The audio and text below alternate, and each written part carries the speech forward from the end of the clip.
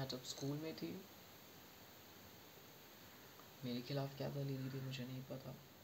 मेरे थ्रू मेरे पूरे मायके, उसके मायके, मेरे डैडी के मायके को घेरने के लिए नए नए बिल्डिंग्स बनते थे मुझे देख के। कभी कंप्यूटर लैब के पास मुझे स्कूल में रखा जाता था, कभी केमिकल लैबोरेटरी के पास, कभी ओपन फील्ड के पास। I have no idea what else is involve in this matter. Then college में, स्कूल के अंदर भी मेरी कितनी सेटिंग थी मुझे नहीं मालूम, या स्कूल के बाहर भी सेटिंग थी, या सब जगह सेटिंग थी, नो आइडिया। फिर कॉलेज में जब मैं गई तो कॉलेज के अंदर हाउ कम दे गॉट हिम्मत कि मेरे बॉयफ्रेंड को वो लोग इन्वॉल्व करे इस खेल में। उसको उसने धमकियाँ दी, तो धमकियाँ दी तो वो डरा नहीं। तो उसके बाद फिर उन्होंने उसको एक शराबी दोस्त दे दिया। जब वो मेरे साथ खड़ा होना चाहता था, तब उस समय भी उन लोगों ने मिल कर घेरा था। कम से कम 20 30 40 रहते थे कॉलेज के अंदर। क्यों इतनी हिम्मत उनमें थी मुझे नहीं मालूम। क्या सेटिंग है मेरे खिलाफ, मेरी फैमिली के खिलाफ। फिर तीसरा क्या हुआ कि जब यहाँ पे आई सिंहगढ़ कॉलेज में, तो वो मेरे हाथ का जो कलाई होता है, लाइक जहाँ पे चूड़ियाँ पहनते हैं, उसको वो वहाँ पे मैं थोड़ा पट्टा वाला कप कुर्ती पहनती थी, तो उसको टाइट कर देते थे वो लोग, ताकि मांसहड़ियाँ हिसाब में बने। ये स्टाइल मैंने बचपन में देखा था, और उनको इतना कॉन्फिडेंस कैसे मिल गया, आई हैव नो आइडिया। मैं बच्चे के फादर से भी तब तक नहीं मिली थी, बट उनको इतना उस पर यकीन था कि वो चूतिया बनेगा, या उन लोग कुछ भी करके उसको चूतिया बनाएंगे। तो उसके बाद क्या हुआ कि मैं तब भी इग्नोर करी। मेरे को नहीं पता था कि क्या गेम हो सकता और क्या नहीं। और मेरे खिलाफ स्कूल में तो एकदम शांति में सब कुछ हुआ, लेकिन कॉलेज में जैसे ही मैं एमबीए करने निकली, पूना शहर सिंहगढ़ कॉलेज में, मैंने एंट्रेंस एग्ज़ाम दिया था। मेरा यहीं पे क्यों हुआ, कातरज के पास में ही क्यों कॉलेज हुआ, आई डोंट नो कब से ये लोग मेरे खिलाफ हैं। तो फिर क्या हुआ कि जब मेरा एडमिशन हो गया, तो मेरी थोड़ी थोड़ी लड़ाइयाँ होती थी। फिर बहुत लड़ाइयाँ होने लगी ऐसे करके धीरे धीरे।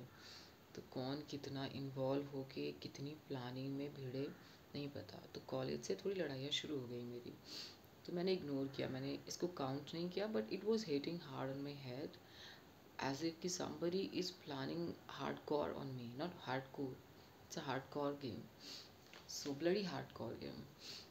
So फिर क्या हुआ कि मैं इग्नोर करी। फिर what happened that कि मैं ऑफिस ज्वाइन करी, तो मैंने EXL में भी देखा मेरी लड़ाइयाँ होती थी।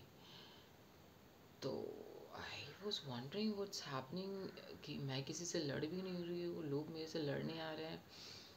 तो they were like, they were playing hard on my mind to anyhow fix this plan of this game.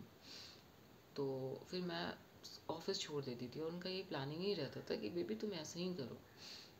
तो मुझे नहीं समझ में आता था। एंड फिर मैं जहाँ रिसाइड करती थी, चारों तरफ से एकदम शांति रहती थी, एज इफ कि फुल ऑन कांड आपके खिलाफ हो रहा है। और बहुत सारे जानवर होते थे रात में, कुत्ते बिल्लियाँ, ये वो, मेरे को डराने के लिए। और उसके पीछे क्या वाइब्रेशन होता था, क्या आवाज़ होता था, मैं बेहोश हो जाती थी। डर के नहीं बेहोश होती थी, मेरा माइंड ही कंट्रोल नहीं हो पाता था मेरे से, इतनी तेज़ी से वाइब्रेशंस ऑन हो जाते थे। फील्ड के अंदर था, मतलब उसी के आजू बाजू मेरे घर को रखा जाता था, या ज़मीन दी जाती थी ये प्लॉट करने के लिए गेम। तो हम इंसान पे ऐसे, तो फिर मैं बेहोश हो जाने की। तो फिर क्या हुआ कि बच्चे का हड्डी देख के उन लोग का दलाल बहुत खुश हो गया कि चलो 10 साल तो निकल जाएगा आराम से सफाई में। तो मुझे नहीं पता था ये सब कौन है क्या है। तो जब स्कूल में तो कोई फ़ाइट नहीं हुई, ताकि एकदम आराम से खेल बने। कॉलेज में फ़ाइट हुई, ऑफिस में फ़ाइट हुई, हल्की हल्की फ़ाइट होती थी, लेकिन माइंड स्ट्रॉक कर सके वैसा माइंड गेम था। तो फिर ये सब फाइट से भी मेरे को फ़र्क नहीं पड़ा, तो मेरे बच्चे का फादर आया और मुझे पेट से कर दिया। तो अब जीने के हैं 4 दिन, बाकी हैं बेकार दिन। अब मुझे नहीं पता पोजीशनिंग स्टाइल में भाड़े के अड्डे पे करंट अफेयर्स नाम का कोई चीज़ होता है कि नहीं, क्योंकि मेरे जो बॉयफ्रेंड थे उनको कॉलेज के बाहर तक खड़े होने में रोका गया। अब बच्चे के फादर को क्यों नहीं रोका गया मुझे नहीं मालूम, कि उसी पे खेल था। अब ऐसा है कि जो मेरा बॉयफ्रेंड था, प्रमित नाम था, मेरे कॉलेज का ही बैचमेट था, उसको कॉलेज के बाहर तो चलिए रोका गया, समझ में आता है, कॉलेज के अंदर रोका गया मतलब क्या सेटिंग होती है हमें नहीं मालूम ऐसे लोगों की। तो अब बच्चे के फादर को कोर्ट में रोका गया और फिर यहाँ पे पुलिस स्टेशन में रोका गया मेरे से मिलने के लिए। तो मैंने माइंड नहीं किया, मैं मतलब मुझे समझ में ही नहीं आ रहा था, मैं सेंसेस में ही नहीं थी कि हो क्या रहा है। कुछ कुछ लोग मुझे अच्छे मिलते थे, वो बोलते थे स्कैम है। तो ये लोग इतनी पकड़ में खेल रखते थे, आजू बाजू दीवार के अंदर बाहर, even when I go out they was talking 24/7 from my childhood till now. What I noticed, I don't know मेरे कितने जनरेशन्स को ऐसे कवर करते हैं। तो मैं बेहोश हो जाती थी, वो लोग उतना हार्डकोर, फिर ब्लडी हार्डकोर मेरे ऊपर अटैक कर देते थे। तो उनके पास धुआंधार कांड है, फिर उनके पास बिजली के कारन्स हैं, इवन माइंड अटैक करने के लिए, कान में तो कान फाड़ने के लिए, मुंह फाड़ने के लिए, ऊपर भी उन लोग बिल्डिंग के हमेशा मेरे को जब्त रखते थे। तो मुझे नहीं मालूम कि उनके पास क्या मशीन नहीं है। अब हमारे यहाँ पहले बेटियाँ पैदा होती फिर बेटे पैदा होते हैं, लेकिन मेरे बच्चे का जो फादर है पहले वो पैदा होता है फिर बहन पैदा होती है उसकी। तो मुझे नहीं मालूम कि उनके पास क्या है क्या नहीं है, बट उनकी फील्डिंग तो नहीं बोल सकती या, हाँ फील्डिंग प्लॉटिंग बहुत अच्छी है, बहुत तगड़ी है। तो अब इतनी वो लोग मेरे ऊपर अगर इतनी इतनी जालसाजी हैं तो मेरे को कहाँ पे सेंसर में छोड़ेंगे ये लोग। तो मुझे इतनी सीवियर पेन होती थी कि मैं अपने मायके छोड़, सारा सामान छोड़ के, मैं तुकाराम एरिया में रहती थी, कोंडवा में, पूना शहर की बात है। तो मैं सारा सामान छोड़ के एक कपड़ा लेके, मैं और अपना बच्चा लेके मैं मायके को चली गई रांची में। तो मुझे नहीं मालूम मेरे भाई लोग फाइट कर रहा था कि नहीं ये सब प्रॉपर्टी के लिए। तो मेरे डैडी गुस्से में निकल गए पटना के लिए। अब मैं और मेरा बच्चा फिर से अकेले हो गए। तो वो मेरे भाई भी पीछे पीछे दोनों चले गए। अब इतनी गेम हमारे खिलाफ हो रही थी कि नीचे रांची में जो घर है निवारणपुर में, वो रेलवे ट्रैक के पास है और चौथे मंजिले पे हमने 3 BHK खरीदा है कि दलीली में हमें खरीदने के लिए दलाल, मतलब होता ना दलाल आए होंगे बेचने के लिए, आई हैव नो आइडिया। तो पहला दूसरा तीसरा मंजिला से ऐसे मशीन्स चलते हैं आजू बाजू से घेर के, जैसे कि बस आप क्या, आपकी पूरी मायके क्या, उसका मायका और आपके बाप का मायका भी सिर्फ कांड हो। हमने इतनी पकड़ में ज़मीन दी है और इतना खेल जमाया है। तो अब ऐसा है कि अब हम वहाँ से फिर पटना को चले गए। तो फिर फिर वहाँ पे कुछ 8 महीने रहे, फिर डैडी भाई सब में फ़ाइट होने लगी, फिर मैं आ गई पूना शहर में। फिर भी मैं सर्वाइव नहीं कर पाई, मुझे समझ में आ रहा था कि it's a bloody murder game. तो मैं फिर से मायके गई, वहाँ का मैंने डैडी को बोला कि मुझे प्रॉब्लम्स हैं, आप फिनेंशियली भी सपोर्ट नहीं कर रहे हो और मेरे बच्चे के फादर को घेर लिया गया है, उसको ऑलरेडी फिनेंशियल सपोर्ट करने के लिए मना कर दिया गया है कोर्ट के अंदर, इवन मेरे बच्चे के लिए। तो मेरे बच्चे के खिलाफ ही खेल है, तो मेरे खिलाफ कितना हद में खेल हो सकता है। और मेरे हद में खेल है तो डैडी को मैंने समझाया, डैडी तुरंत समझ गए कि उनके खिलाफ भी खेल हो सकता है। तो जब उन पे आई तब उनको समझ में आया ये लोग इतने चूते हैं कि पुलिस कांड को उन्होंने बेवकूफ़ी में लिया। अब ऐसा है कि यहाँ की पुलिस कौन से हद में मिली है मुझे नहीं पता। मैं यहाँ के असिस्टेंट कमिश्नर से सेटलमेंट की बात करने गई, उन्होंने ना कर दिया। अब मुझे नहीं मालूम कि मेरे खिलाफ कहाँ तक क्या नहीं साजिश हुई है, और मेरे बच्चे के फादर को और मेरे बच्चे को कहाँ तक ब्लैकमेल किया जा रहा है। बस ये सेक्स रैकेट और खानदानी खूनी बोटी का धंधा करने वाला मजबूर दलाल बता सकता है, जो हमें 10-12 साल से अंडर अटैक रखा है, पोजिशनिंग स्टाइल में, मतलब चारों तरफ से घेर के हमें ख़त्म करने की साजिशें कर रही है। तो मेरे फैमिली तक को, मेरे मायके को भी। अब ये आलम है कि ये तो हमें छोड़ नहीं रहे हैं और हमें समझ में आ नहीं रहा है कि हमें क्या करना चाहिए। अब ऐसा है कि एक प्रशांत भाटिया बंदे को मैं जानती हूँ, जो मेरे ऑफिस में काम करता था। तो मेरे बच्चे का मुंह देख के, मेरे बच्चे के फादर से मिलने से पहले एक बार फाइट हुई हल्की सी, तो वो एटीट्यूड में मेरे से लड़ रहा था, एज इफ कि he was plotting a game against me. उसने बोलता आफ्टर यू करके। मैंने बोला तुझे कैसे पता कि क्या है क्या नहीं है? तो मुझे शक हुआ कि पहले की ही प्लानिंग इतनी स्ट्रांग है कि वो इतना कॉन्फिडेंस के साथ मेरे से लड़ रहा है। तो there is a bloody you know murder game, not even, मतलब पूरे मेरे फैमिली के खिलाफ।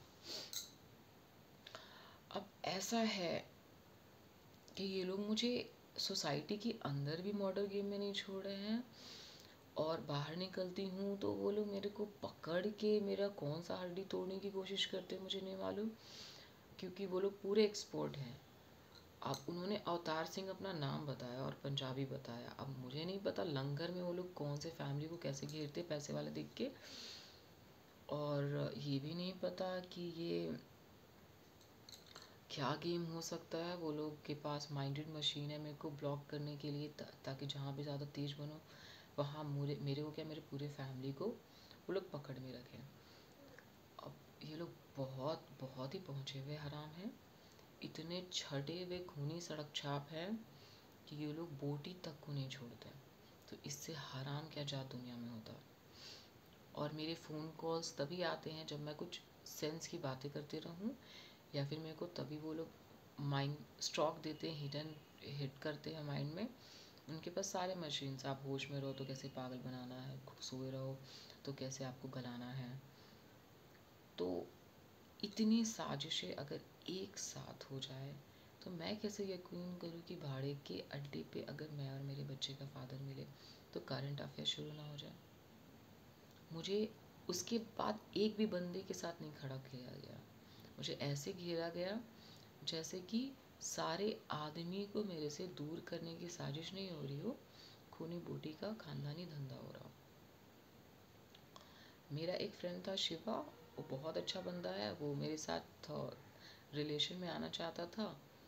उसकी पोस्टिंग पूना से मुंबई कर दी गई। जब मुझे ये खेल थोड़ा समझ में आया, 2020-23 की बात है, तो एंड में मुझे समझ में आ रहा था कि ये बहुत ही बकवास है। मैं, एक फ्रेंड है मेरा अतुल नाम का, उससे मैं डेट करने की कोशिश में थी ये ब्लडी गेम देख के। तो विश्रांतवाड़ी में रहती थी, 2022 की बात है शायद, 2 महीने बस मैं रही थी विश्रांतवाड़ी में। उसी बीच प्रशांत भाटिया आ जाता है, जैसे कि मेरे खिलाफ साजिशें नहीं, जन्म जन्मांतर से साजिशें रची जा रही हूँ कि ये बंदी को पकड़ के पूरी फैमिली को घेरना है। मैं जब 20-25 साल की हुई, मेरे डैडी रिटायर्ड हो गया। अब क्या हुआ कि मैं जब 15-20 साल की थी तो मेरे बॉयफ्रेंड को घेर लिया गया जब वो खड़ा पोजीशन में था। वो भी 1-2-3 नहीं, जैसे कि मजबूर दलाल घेर के खेलते हैं वैसा खेलता। अब पूना शहर में आते ही क्या खेल होता है मुझे नहीं मालूम, कि मैं आती हूँ यहाँ पे कि मैं लाई जाती हूँ, मतलब लाइक मैं, मेरा भाई यहाँ पे आया हुआ था और वो भी पोजीशन स्टाइल में रहता था, भाड़े पे रहता था। तो मैं जब उसके पास रहने के लिए 1-2 महीने के लिए गई, तो मुझे इलेक्ट्रिक करंट मिलते थे, तो मुझे लगता था कि ज़मीन, मतलब अर्थक्वेक आ रहा है। तो इतनी हमारे खिलाफ साजिशें थी, मेरे मेरे पूरे फैमिली के हड्डी को पकड़ में रख के खेल बनाई गई, ताकि अगर चांस मेरे पे मिला तो वो अटैक वो कभी ना छोड़े। अब ऐसा है कि मेरे डैडी तो पुलिस में है। अब मुझे नहीं पता उनकी हेडक्वार्टर्स पुलिस की हिसाब में मिलती थी या हिसाब में उनकी पोस्टिंग होती थी। तो अगर यू नो ज़मींदार, दलाल, ये लोग मिल के खाने बैठे सेक्स रैकेट के साथ, तो वो कहाँ तक खेल बना सकते हैं मुझे नहीं मालूम।